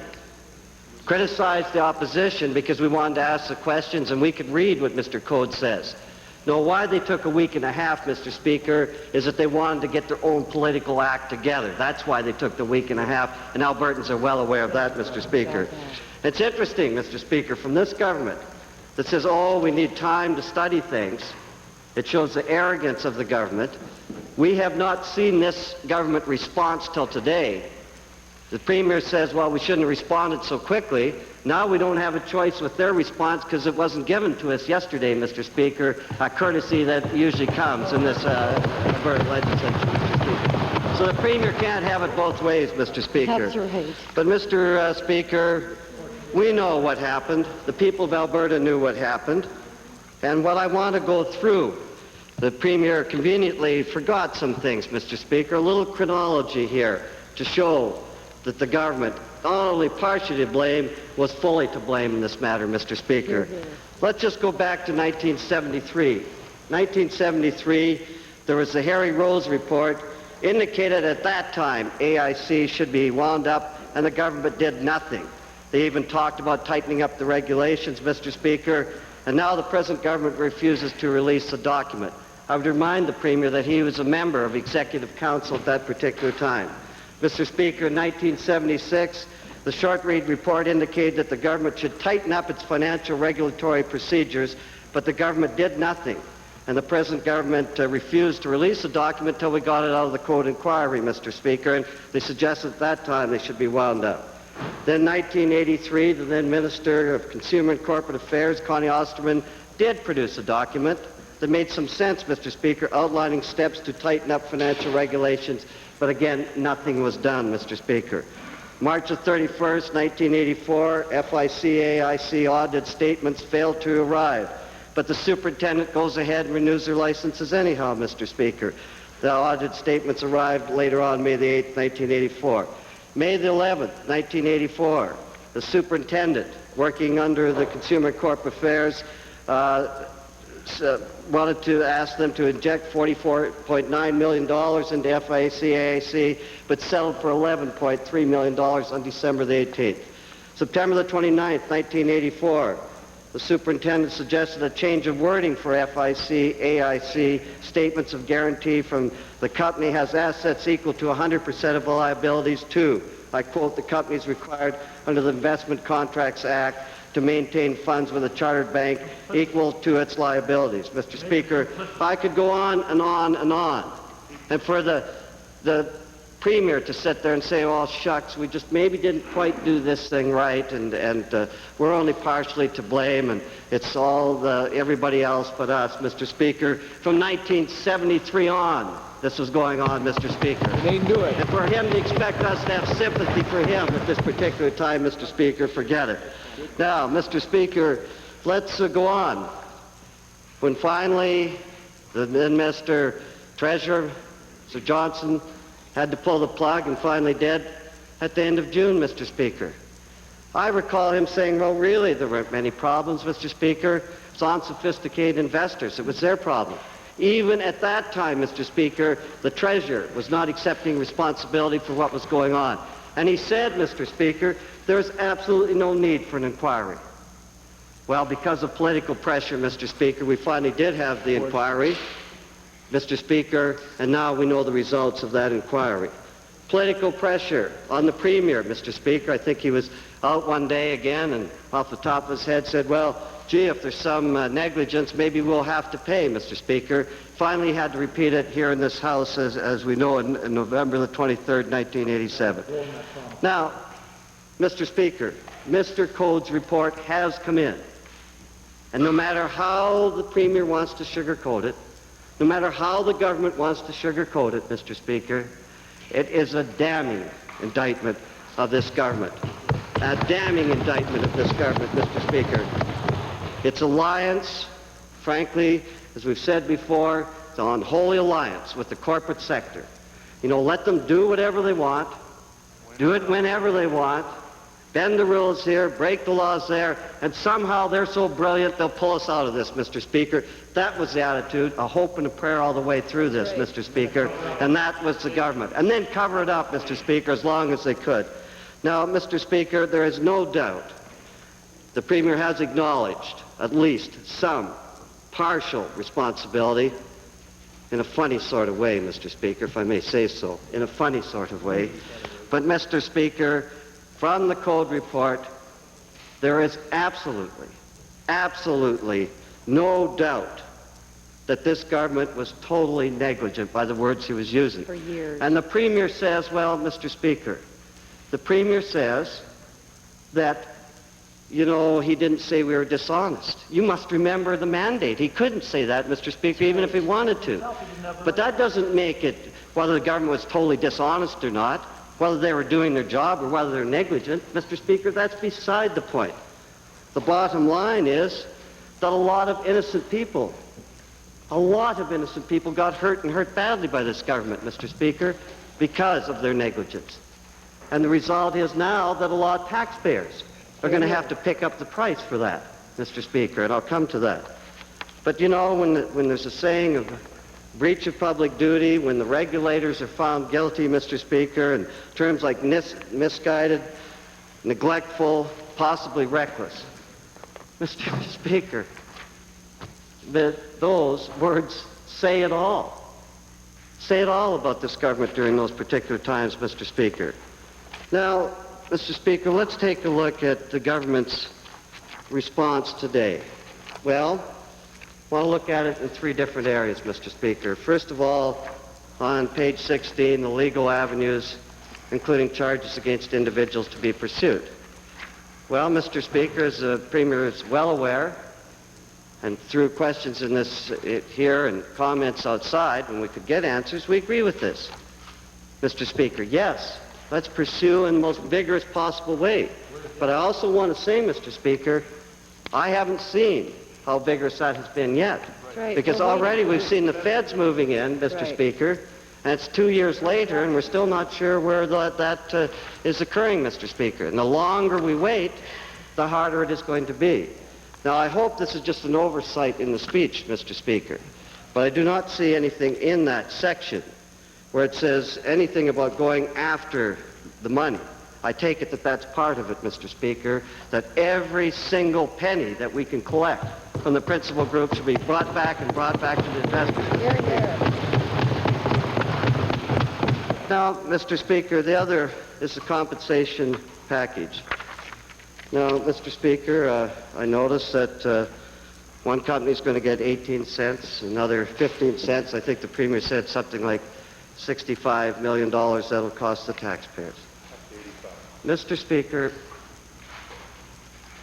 people in Alberta are going to be resentful and angry that because of this government's incompetence and negligence that we're going to have to pay this out, Mr. Speaker. Hear, hear. And the point that I want to make, the Premier said this is the final offer, but then he goes on later to say there may be a lot of suits. I just want to make it clear, Mr. Speaker, this may be only the beginning for the taxpayers of Alberta. It may be only the beginning. But regardless of that, Mr. Speaker, that is a lot of money that we will not have for other services in this province, Mr. Speaker. That's a lot of money we have in terms of a huge debt from this mismanagement of this government already, Mr. Speaker. But that's a legacy of this government, Mr. Speaker. What a legacy, Mr. Speaker. What a legacy. Now, Mr. Speaker, let's go into the government's role here. And, Mr. Speaker, none of us gets great pleasure out of seeing a cabinet minister have to step down, Mr. Speaker. And I'm sure that it was a very difficult decision for the Premier. I know that it must have been hard, Mr. Speaker. But as he said, and we believed, under our system of government, the Premier had no choice but to make that particular decision, because ministerial accountability still is supposed to count for something under our British parliamentary democracy, Mr. Speaker. And certainly, we feel sorry for the Minister of Consumer and Corporate Affairs, Mr. Speaker. But we also remember who else to feel sorry for, Mr. Speaker. We must remember that there was a civil servant that got canned because he got the right advice. I feel sorry for him too, Mr. Speaker. I feel sorry for a lot of innocent investors, many of them elderly, Mr. Speaker. Some of them since passed away. I mentioned earlier on where the Kirby Center actually had to set up counseling services for people contemplating suicide. I feel sorry for them, Mr. Speaker. Hear, hear. Mr. Speaker, and I also feel sorry for the taxpayers of Alberta that are going to have to put out this money, Mr. Speaker. So we must keep this all in perspective. Now, but Mr. Speaker, as we said earlier on, that a junior minister was not making all those decisions. We knew that, Right. Mr. Speaker, but as the Premier correctly pointed out, on our system of government, the minister has to take the fall for this. But let us not ever let this government off the hook and say that there is one fall person over there, Mr. Speaker. That's right. This was a government decision. This was government negligence right from the very start. Right to the top. Right from the start, Mr. Speaker. 1973 on, the previous government knew, right the way through there, Mr. Speaker. If they didn't, they were totally incompetent or they can't read. Now, Mr. Speaker, the Premier cutely comes to say, well, shucks, gee, I said everything when I gave that document to Mr. Code, and I didn't testify, therefore it's okay. Well, Mr. Speaker, he has a funny idea of leadership. I have the memo right in front of me that he was talking about, Mr. Speaker, and it says, very important memorandum, confidential, November the 18th, 1985, from Lou Heineman, Provincial Treasurer, to the Honorable Premier Getty and members of the Priorities Committee, Care, Honorable C. Osterman. Now, the Premier says he just read the first 2 pages. What was the staff doing? Or the staff didn't do it. I cannot believe that a Premier of the province with a memo like this says, gee, shucks, I didn't know anything about this till 1987, when this memo came across. Did you not ask anything? Did you not want to know anything? Right. Did you believe that ignorance was bliss? Yep. Mr. Speaker, that's why you're accountable. You're much more accountable than the Minister of Consumer and Corporate Affairs, Mr. Speaker. Mr. Speaker, on this memo,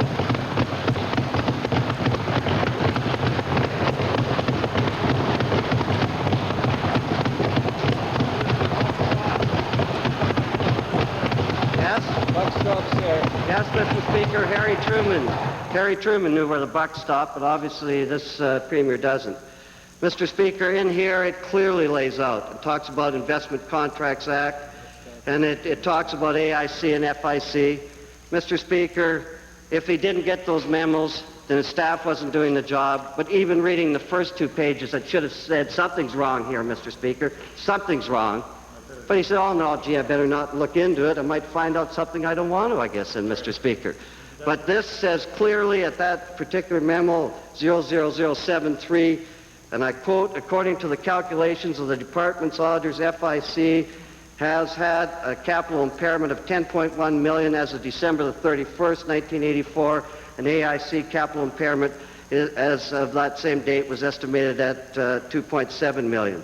Another quote, Mr. Speaker, in addition to the capital impairment issue, the department is concerned about the losses experienced from January of 1985 to September 1985, which amounted to $10.4 million in FIC and $3.2 million in AIC as reported by the 2 companies. And just the one last quote, Mr. Speaker, the situation may call for the suspension or cancellation of the registration of the companies. It is possible that the regulators might have to invoke the provisions of the Act with respect to receivership and or liquidation of the 2 companies in the circumstances. Yeah. Now, Mr. Speaker, the Premier may plead ignorance. Forgive me, Honourable Member, would you be good enough for me to file a copy of that since you quoted from it so extensively? I'd be glad to file it, Mr. Speaker. Now, Mr. Speaker, obviously we can't say with certainty what happened, but I say to you that the Premier was negligent if he didn't know that at that particular time, and the government was negligent. As I say, it wasn't just then. It goes back to 1973 with all the reports. And if I was coming in as Premier, when I'm coming in as Premier, Mr. Speaker, I want to be updated. I'll want to know what all the potential problems are, Mr. Speaker, because see no evil, hear no evil is not leadership, Mr. Speaker. Right. Now, Mr. Speaker, the point that I want to make, and make it as clearly as we can, that this has been a very dark day in the history of Alberta. A legacy of this government, Mr. Speaker. What is that legacy? Well, Mr. Speaker, it's going to be a blot in Alberta history, and historians will look back in this day many days, Mr. Speaker. But a legacy of this government. First of all, Mr. Speaker, we were told by conservatives, we hear it from the Treasurer, we understand business. Yeah. You know, we understand business, boy. And they always say nobody else understands business unless you're conservative. Unless you get all the corporate donations in the world, you don't understand what's going on. Unless you hand out money to the corporate sector, you don't understand what's going on, Mr. Speaker. Well, somehow, Mr. Speaker, some of them, people bought that for a while, that this government, they may not do a lot of other things well, but perhaps because they were conservative and had these ties to big business, that maybe they could manage things. Well, Mr. Speaker, after what we've been seeing with all the Pocklingtons and all the rest of the thing, and all the rest of their friends, and certainly with the principal, the political legacy is people will never, ever in the province of Alberta forget that not only was this government, you know, heartless in some ways, but sure they can't manage anything, Mr. Speaker. They couldn't manage the peanuts part. So that's one legacy, probably a good one, because people will remember, and the next election they won't be around, Mr. Speaker. Now, Mr. Speaker, the other legacy. Don't worry, you might be leader, but you will be third party over there, Honourable Member Orman. Mr. Speaker, the second legacy, and it's a serious matter, is the economy. Now, Mr. Speaker, one of the things the government talks about is job diversification, bringing changes in, Mr. Speaker. What investors, after today, the taxpayers have picked up the money? How many people are going to say, gee, I've got a few extra shekels here in my pocket, gee, it's going to be good to invest in Alberta because they have such good management there, such good regulations. Mr. Speaker, for the foreseeable future, this is somewhat going to hurt us economically. And I don't think anybody can deny that, not even in the government benches. Sure, Mr. Speaker, we look forward to changes, as the Premier talked about, forward to changes. But in many cases, it's after the horses are run out, closing the barn door, Mr. Speaker. It's going to take time. It's going to take time to get any confidence back by any investors, Mr. Speaker. That's another one of the legacy. But as I alluded to earlier, the third legacy that hurts the most, I mentioned this in emergency debate, is to seeing a lot of senior citizens who are told, you know, to be self-reliant, to plan for your future, to save the nest egg, trusted this government, Mr. Speaker, thought there were rules and regulations that were being enforced, and just to see their lives dashed away, their life savings gone, Mr. Speaker. An estimate since then, 1,400 of them have passed away. If we really want to feel sorry, Mr. Speaker, that's who we should feel sorry for. And that's a legacy from this government over this whole fiasco, Mr. Speaker, and we must always remember that, Mr. Speaker. Now, Mr. Speaker, this government says in their motion that they want to receive and concur with this report. They've got their nerve. I'll give them that. They have got their nerve, Mr. Speaker. Receive? Yes. Concur? Mr. Speaker, this is a legacy since 1973, this government's response, that is outrageous, negligent, and, Mr. Speaker, one that people in Alberta will not forget in many, many years. Now, Mr. Speaker, the government members may try to be a little Yancey, but they all well know what this is going to mean in the future. Right. And for them to come to this legislature, well, I know that they have the numbers here, Mr. Speaker, for the time being. For the time being, Mr. Speaker, if this government thinks that they can come in here, Mr. Speaker, come in here and say, well, here's our response. You know, no major problems. It was the media's fault, the opposition's. It was you know, Eastern Canada was everybody's fault but our own, but maybe we'll accept just a partial bit, Mr. Speaker, and ask us to concur in that speech, Mr. Speaker. They got to be dreaming in Technicolor if they think they get a unanimous report for that. Got a problem, Rick? So as a result, Mr. Speaker,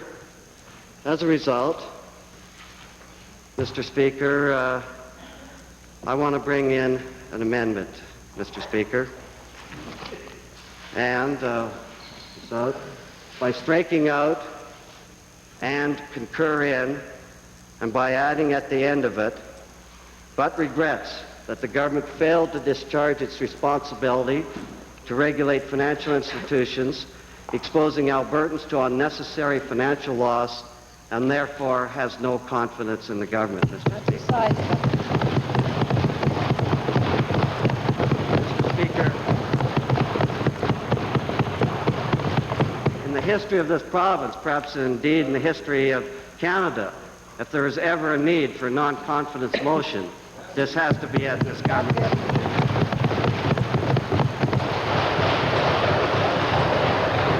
Minister of Consumer and Corporate Affairs. Mr. Speaker, in rising to speak to the amendment before us and the question of confidence, I would like to do what the Premier has indicated would in fact take place, and that is, on this question of confidence, to lay before the Assembly actions which the government has taken over the past few years, and indeed actions which are intended with respect to this matter. Before doing that, Mr. Speaker, I would like to respond in a general way to comments just made by the Leader of the Opposition. There is no question, and I concur with the Honourable Leader, that this circumstance, this collapse of the principal group of companies, was a difficult and a very onerous problem for both the investors and for the people of Alberta generally. It was a circumstance which all of us regret ever taking place. I also agree with the Honourable Leader in the sympathy that he expressed with respect to investors and difficulties that they've had. And I, as other members of this Assembly, have had discussions with some of those investors and regret very much that there was this failure that harmed many people. But, Mr. Speaker, I think objective Albertans watching us in this Assembly today would have to find that the Premier's address given to us this morning was indeed what he suggested it was: moral, fair, and right.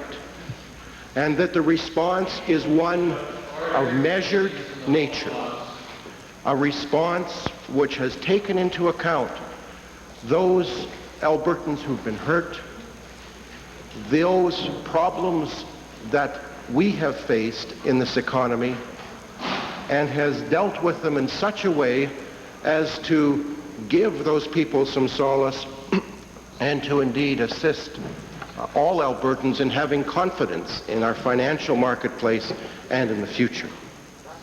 Mr. Speaker, I have to say that I don't begrudge the Honourable Leader of the Opposition some criticism of the government with respect to this.